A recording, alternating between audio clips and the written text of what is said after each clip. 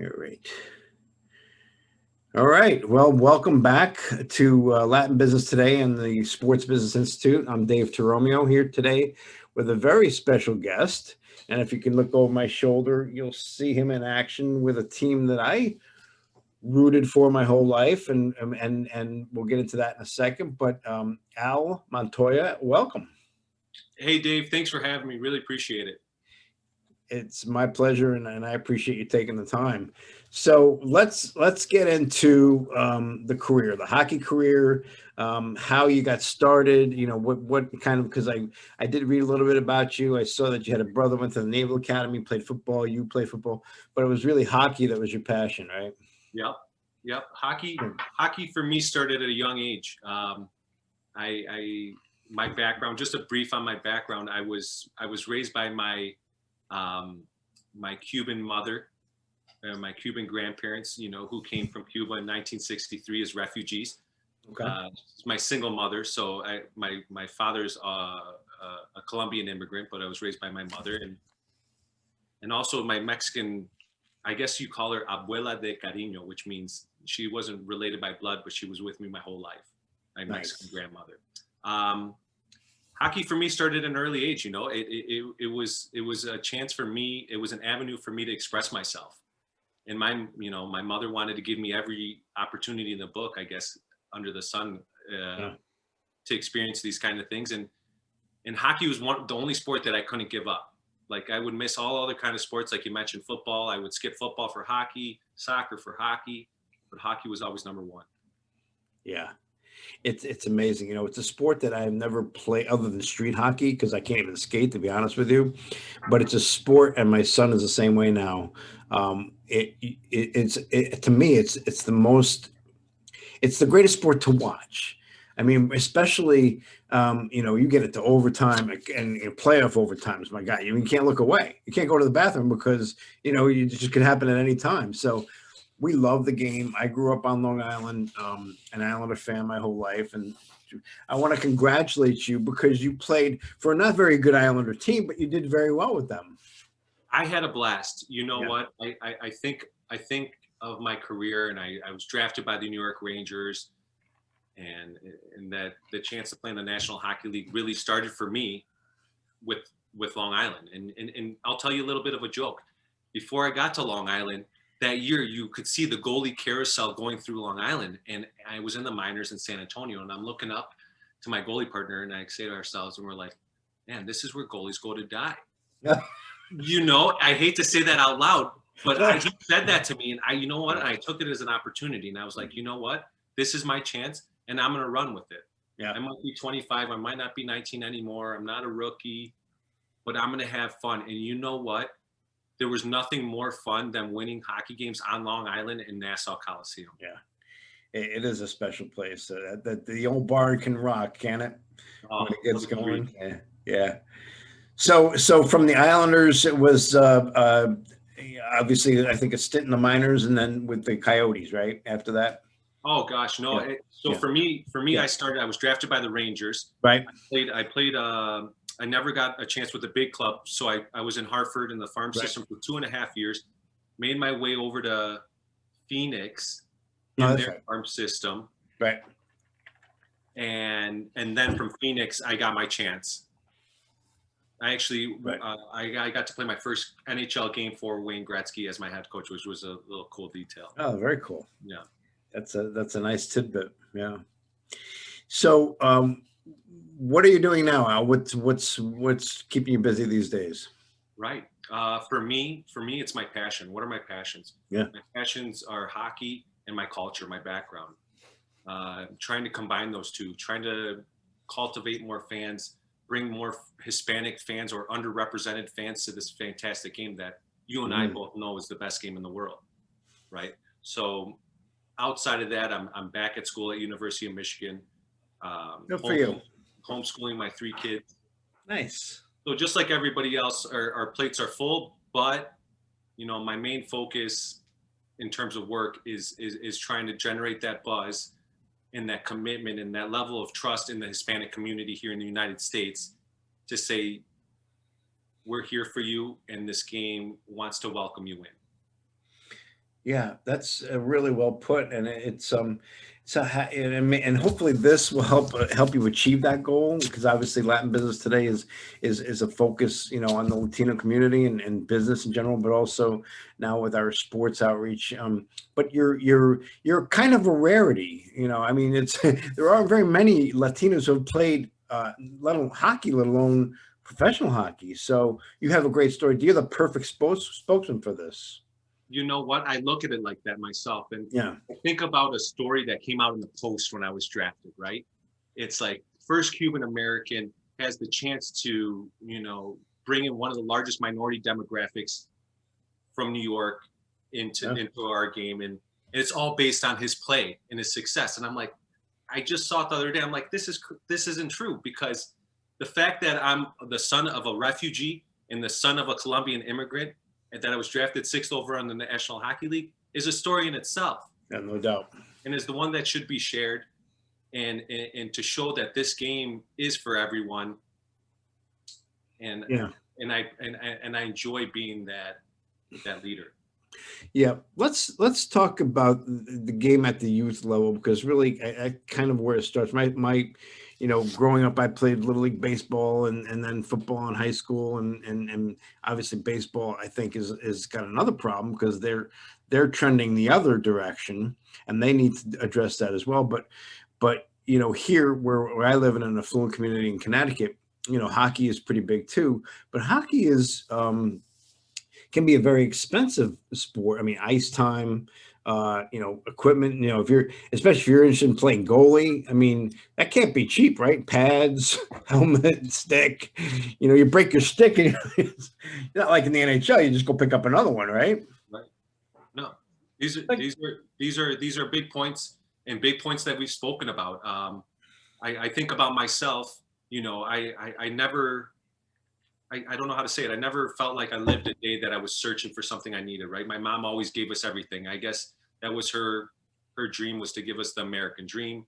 Um, Hockey's expensive, but at the same time, there are avenues or options that are being created in this game to help kids come in. I know the Chicago Blackhawks do fantastic work, the New York Islanders, the Rangers, yes. make this game more accessible, right? So for me, just thinking as a kid,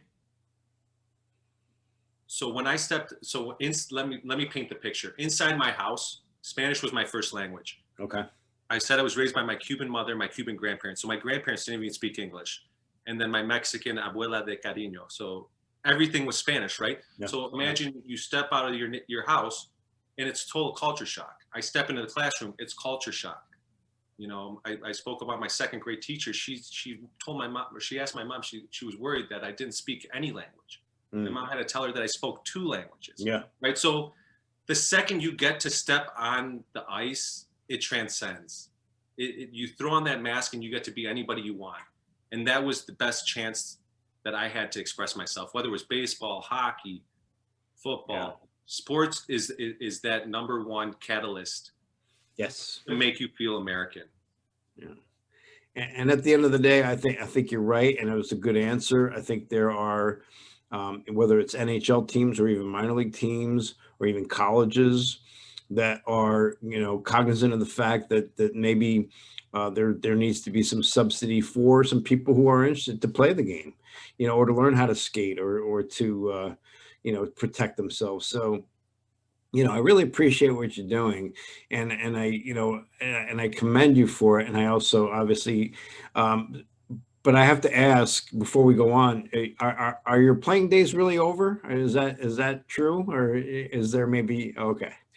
You're done. I wish I have to. Yeah, the body took enough. Yeah. I Yes. know. Yeah, I wish. I Very, know. I think very, I look around the league now. This carousel going on. You're just yeah. like, you never know where guys will end up or who will leave what, and it's wild. And who's gonna lose who? Yeah. Yeah, you're right. Listen, it's a day to day. Well, we're all day to day, I guess you could say. Right. As you look at the league now, is there some a goalie or a couple goalies that maybe stand out in your mind? You're just kind of like, because I look at obviously we watch a lot of Islanders in this house, and we love the 2 Russian goalies they have, Sorokin and Vladdy. Anybody else that comes to mind for you now? In terms of like can take a game over and just be a stud. Mm, Yeah, I yeah.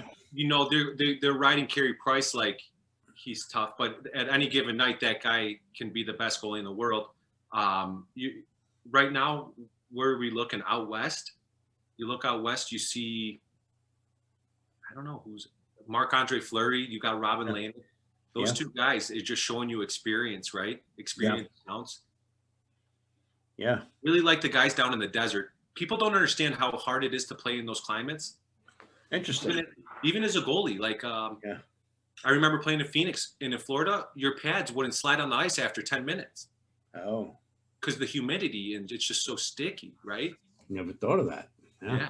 And then they're getting hurt. They're pulling their goalies left and right because you go to make a push and the ice just explodes underneath you, right? Yeah. Yeah. Interesting. Yeah. All right. So it will be a very interesting and hopefully we can get through this season. I thought the NHL did a really good job with the playoffs in the bubble last year, getting through that and giving us something to watch and in a very difficult time for anybody who's a hockey fan. It was a great outlet to have. And obviously now this season we have, you're dealing with some issues. Now the Bruins are dealing with it. And then, we've had some other teams. So, but hopefully we can get through it and have a good, remainder of this season, playoffs and Stanley Cup playoffs, because like I think we both agree, there's nothing more exciting to watch than that. So, did you have a favorite team growing up? Did I have a favorite team growing up? Blackhawks, because you were in Chicago, right? That's a good guess, but let me tell you why. I mean, yeah, I grew up here, a Hispanic kid, right? Yep. You look up, there's no Hispanics, right? Okay. There's no one that resembles you. So yeah, for me, I became a fan of the NHL at like 19, 18 years old. Once I knew my friends and players, and once I got that. Yep. And the thing that also was tough for me growing up in Chicago was that they didn't put the games on TV, right? So as a kid, you wouldn't grow up seeing hockey. You knew about it, you would hear about it, yeah, but it wasn't right. So it wasn't until later on that I became a fan of hockey, and that's when I got to see my friends play, and then I started watching it. Okay, wow, interesting. Yeah. So you really came to the game kind of late because, that's usually kids are, 4 or 5 years old, they're out on the ice, and yeah. Very interesting. Al, tell me about your family. Where do you live now? And you said you had 2 kids. You're homeschooling. Yeah. I grew up here in Chicago. Mm-hmm. I'm back here in Chicago now. I have 3 kids. 3. Camila's 8 years old. Henry's 6, and Nicholas is 2. It's been an absolute joy. Obviously, before the pandemic happened and I retired, the goal was to take some time, travel, see the world. I was able to make one trip. I got to go back to Cuba. Nice. First one in the family back since 1963. If I could say it was spiritual and enlightening and emotional, it was all the above. But beautiful. And then now here with the family, I met my wife Annie at University of Michigan. We've been married 13 years. So she's been along on this journey just as long as I have, and I'm really looking forward to this next part of our lives. Yeah, excellent. So you're Michigan Wolverines, and you said you're back in school now? Yes. Okay. What are you working on?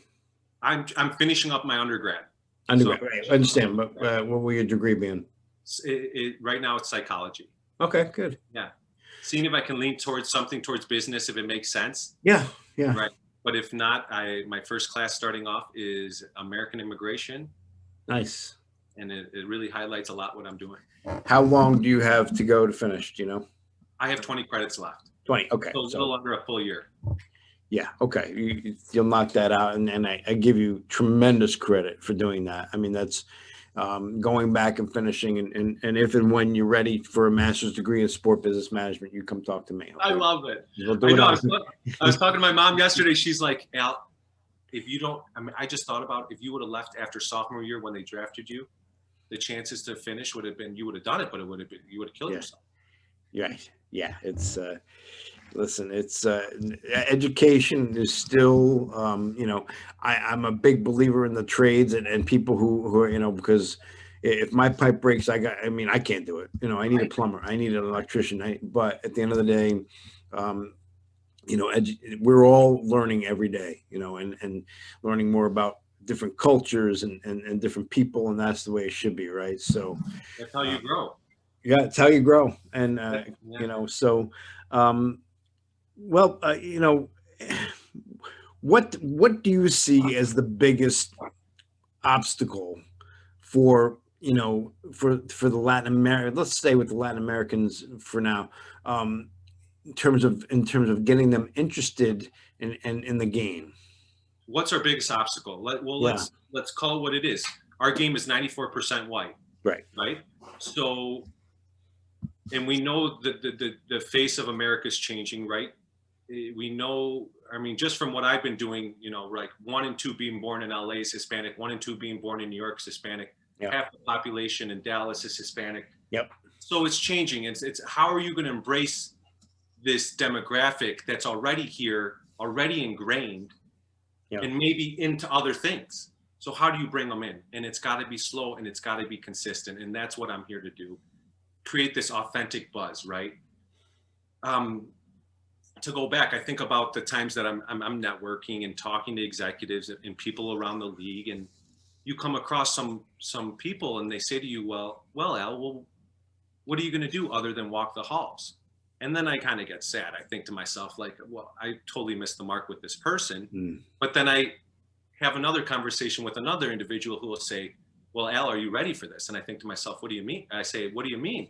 And they go, are you ready to wear all the hats that you're going to need to wear? And that excites me because there are people that understand it. And the difference, and it has to be made today, right? It's a slow process and it's got to be consistent. And you have to go to these communities with an authentic voice. You have to create this trust, right? So that if that hat consists of today going play ball hockey with the Latino community, tomorrow I'm broadcasting, you know, the next day I'm sitting down with a partner that wants to see if they want to bring their brand to hockey, and then whatever they bring with them. Yeah. So there's a lot that can be done, but it has to be authentic. Yes. And kids have to look up and see people that look like them and have the names like them and speak like them and come from the culture for them to want to come, right? Right. I think that's probably true in anything, because people, even kids, can sense fakeness, right? People who are, you know, just doing something, whether they're doing it for money or for any other motive. But you know, I agree with you. And if there's anything, you know, I can do personally, I mean, or you know, LBT or the Sports Business Institute, which I also represent, you know, we're happy to jump in and give you guys a speak Spanish. Yes, I'll ask Barry to do. Yeah, we can definitely do that for sure. Yeah. Fantastic. So whenever you're ready. Hola Latinos. Soy Álvaro Montoya, portero en la NHL, y quiero decir que estamos listos para todos ustedes. Vamos. Beautiful.